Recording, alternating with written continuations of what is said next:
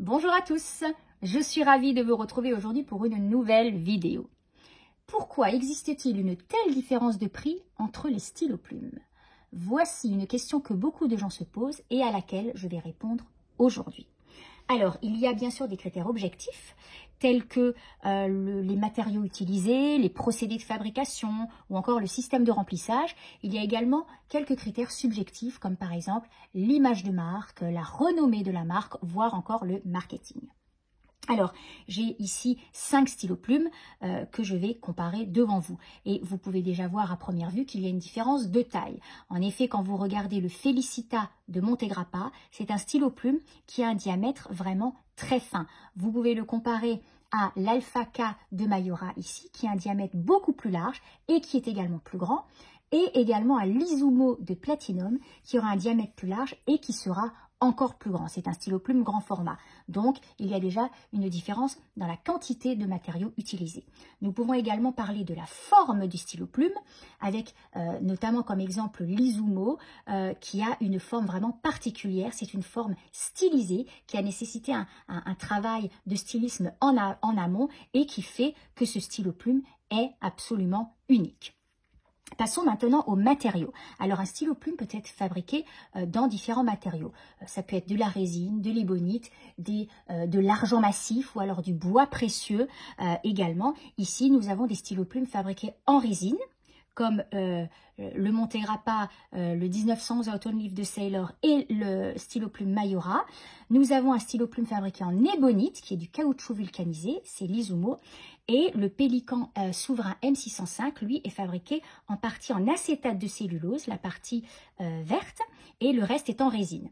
Alors, ajoutons qu'il y a pour la résine des différences de résine de qualité également, puisqu'ici vous avez une résine qui est rouge, vous voyez, avec des tons différents. Il y a déjà un travail dans la couleur, mais vous avez un travail encore plus sophistiqué avec l'Alpha K ici. Vous voyez qu'il y a eu un travail en amont de dessin des couleurs, d'agencement des couleurs qui a donné ce résultat magnifique. C'est un travail beaucoup plus élaboré, bien sûr. Au niveau du stylo plume Izumo en ébonite, nous avons dessus, il est recouvert de laque urushi. C'est une laque issue de la sève d'un arbre asiatique. C'est une laque qui est rare, chère et précieuse. Et ce stylo plume est recouvert de plusieurs couches de laque. Ce qui fait donc une différence de travail. Il faut plusieurs semaines, voire plusieurs mois pour travailler un tel stylo plume pour obtenir cet éclat. Vous avez sur le stylo plume Autumn Leaves, vous avez également de la laque urushi sur la résine, mais vous avez en plus un travail de maquillé, c'est-à-dire que le maître laqueur japonais a réalisé des dessins au pinceau ultra fin qu'il a saupoudré de poudre d'or. Évidemment, c'est un stylo plume unique puisque c'est un travail artisanal qui a en plus été signé de la main de l'artiste. Donc ce stylo plume, bien sûr, va avoir plus de valeur que par exemple, le Felicita de Montegrappa.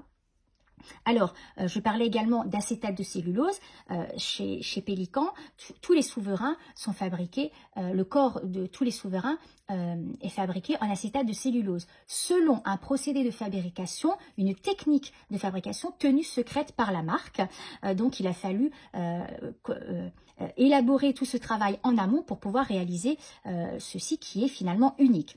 Et vous voyez, comme je vous disais, qu'il est en deux parties, puisque vous avez ici le corps en acétate de cellulose et ensuite vous avez le haut du corps qui est en résine.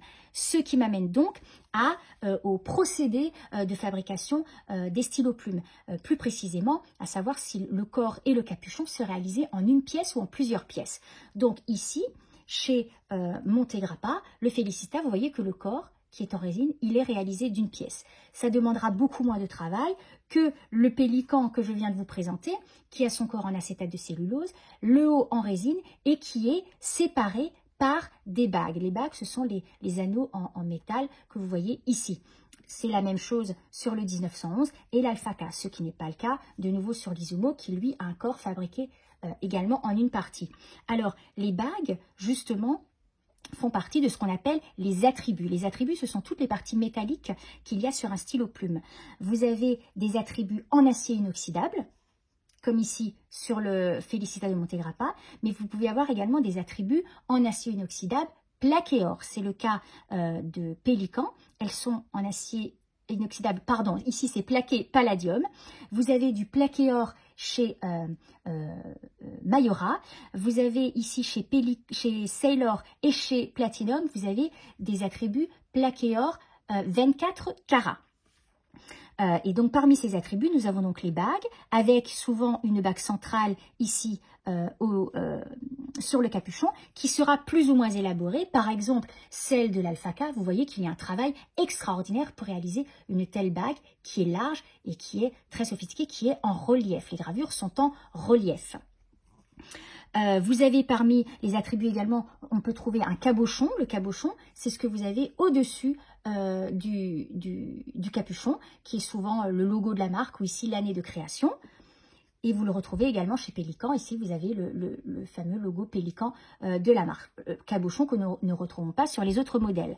Enfin, parmi les attributs, vous avez également l'agrafe. Alors, vous pouvez avoir des agrafes tout à fait sobres et communes, comme ici sur le 1911 Autumn Leaf, mais vous avez des agrafes plus élaborées. Par exemple, chez Montegrappa et Mayora, vous avez une agrafe à billes qui va vous permettre de faciliter l'accrochage du stylo plume à votre carnet ou à votre veste. Vous avez une agrafe qui signe le nom de la marque, puisque ici, elle est en forme de bec de pélican, chez Pélican, qui est déjà très stylisée, et vous avez une agrafe encore beaucoup plus stylisée chez Platinum, aussi bien au niveau de la forme que de la gravure, qui est absolument extraordinaire. Alors, je vais vous parler maintenant d'une autre caractéristique dont on ne soupçonne pas l'importance et pourtant qui a son importance, c'est le filetage et les pas de vis. Alors, nous allons ouvrir le premier stylo plume, c'est donc le 1911. Quand vous retirez le corps du stylo plume, vous voyez ici qu'il y a un filetage extérieur et intérieur.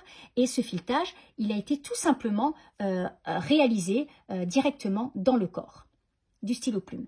Chez Montegrappa, par exemple, c'est plus sophistiqué puisque le filetage a été réalisé, c'est une partie séparée du corps. Vous voyez que c'est carrément une bague filetée. Elle est filetée à l'intérieur et à l'extérieur. C'est un travail beaucoup plus élaboré. Vous avez également le filetage de la section qui est à prendre en compte, qui est en métal. Ici, vous pouvez le trouver sur tous les modèles que j'ai ici, le filetage est en métal, mais vous pouvez le trouver en résine, tout simplement.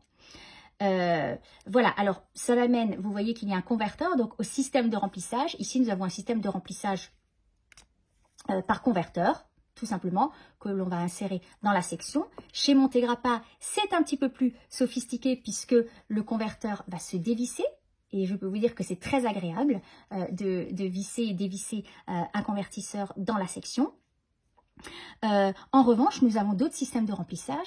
C'est le système qu'on appelle à piston intégré. C'est pour les deux modèles Pélican et Mayora. Alors, dans ces cas-là, nous allons avoir le piston qui va être à l'intérieur. Le réservoir ne va pas être le converteur, mais c'est le corps qui va servir directement de réservoir. Vous allez donc devoir actionner le haut du corps, qui va être le bouton du piston, pour pouvoir faire monter et descendre le piston dans le corps, dans le but de remplir le stylo plume.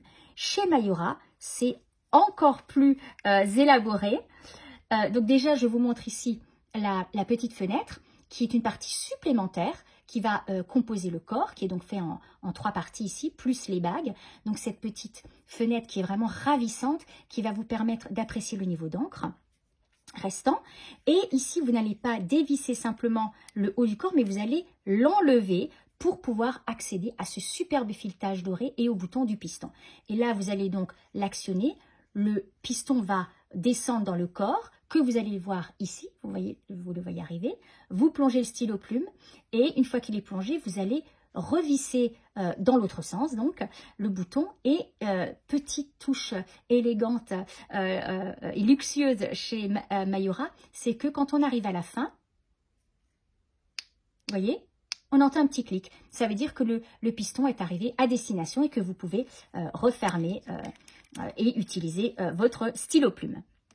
Voilà pour le système de remplissage. J'en viens maintenant, bien sûr, à la plume. Alors, la plume, vous pouvez avoir des plumes en différents matériaux. Vous avez la plume tout d'abord en acier inoxydable, comme ici chez Montegrappa.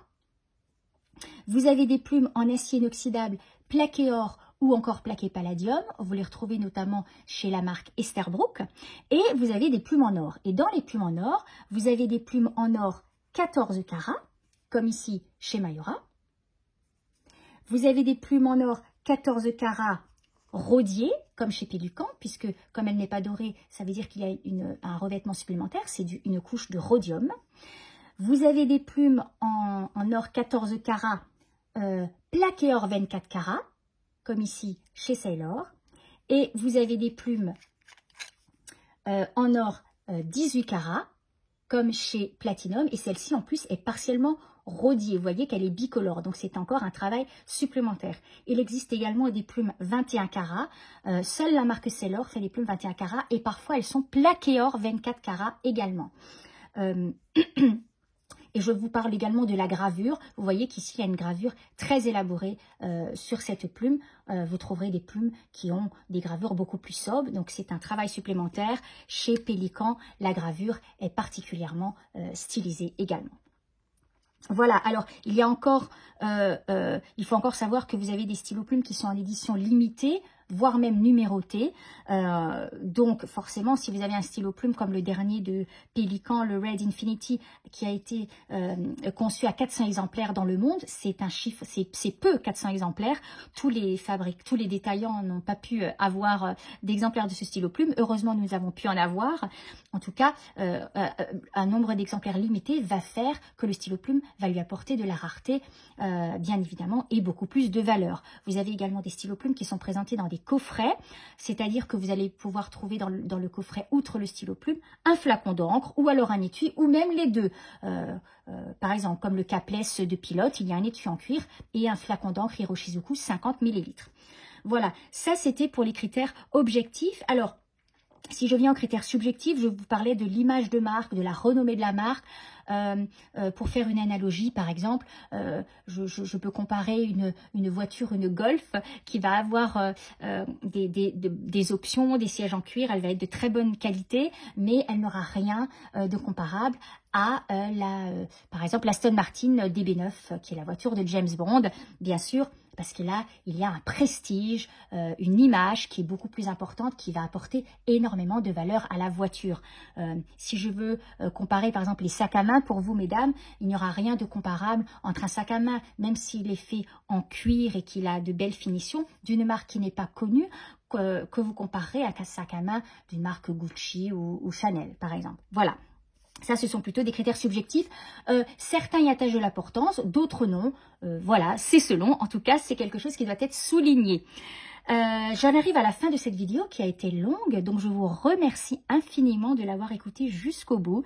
J'espère en tout cas avoir éclairci certains points qui pouvaient vous paraître obscurs. J'espère qu'elle vous aura été utile et surtout, si vous avez des questions, que vous voulez davantage de précision, n'hésitez pas, je vous y invite à nous contacter directement sous la vidéo dans les commentaires, ou alors vous pouvez nous contacter par chat et même par téléphone. Nous nous ferons un plaisir de vous renseigner.